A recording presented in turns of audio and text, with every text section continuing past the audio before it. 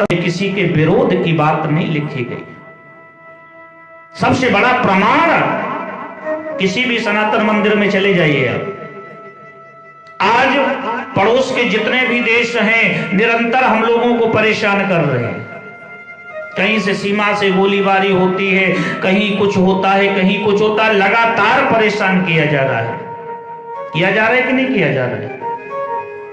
लेकिन फिर भी जब हम लोग अपने भगवान के सामने खड़े होते हैं ना, हाथ जोड़ करके एक ही बात कहते हैं कि विश्व का, भारत का कल्याण हो। आज तक किसी ने नहीं कहा होगा, एक ही बात कहते हैं, विश्व का।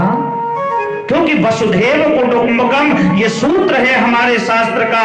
पूरा विश्व एक परिवार है हमारा, और परिवार का अमंगल कभी कोई नहीं चाहता बंधु। ये सोच हमारे सनातन की। अरे जरा पढ़ो तो सही एक बार इसे। लेकिन समस्या पता है कहां आती है?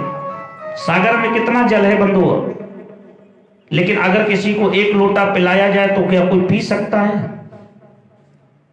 इतना अथाह जल सागर में, और आप सीधे जाओ गिलास भर लो और पी लो तो इतना मुंह आपका कड़वा हो जाएगा कि भविष्य में कभी आप पीने की इच्छा जाहिर नहीं करेंगे।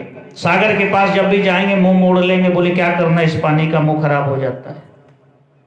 और वही जल जब मेघों के द्वारा बरसाया जाता है तो उसी जल से हम लोगों के लिए अन्न होता है, और उसी जल से पशुओं के लिए तृण होता है। होता है कि नहीं होता है? लेकिन कब? जब मेघ उस जल को हमें प्रदान करते हैं। सीधे जाकर के शास्त्र पढ़ लोगे ना बंधुओं, तो यही हाल होगा जो आज ये लोग बोल रहे हैं।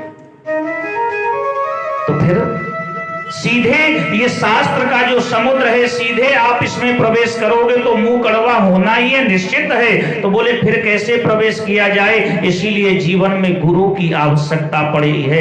क्योंकि जब गुरु के चरणों में बैठकर इन्हीं शास्त्रों का अध्ययन करोगे, शास्त्रों की कथा सुनोगे, तो जीवन मंगलमय हो जाएगा। और डायरेक्ट पढ़ोगे तो उल्टा सीधा ही अर्थ आएगा और कुछ नहीं आएगा। बोलो राधे राधे। बोले छोड़ दो इसे। भीमसेन ने कहा कि द्रौपदी कैसी बात करती हो, तुम नहीं मारने के लिए कहोगे तो हम मार देंगे। भगवान चुपचाप खड़े हैं। भगवान से पूछा गया, भगवान कहते हैं भैया ये ब्राह्मण है, जरा बड़े ध्यान से सुनना बंधु। ये कौन है?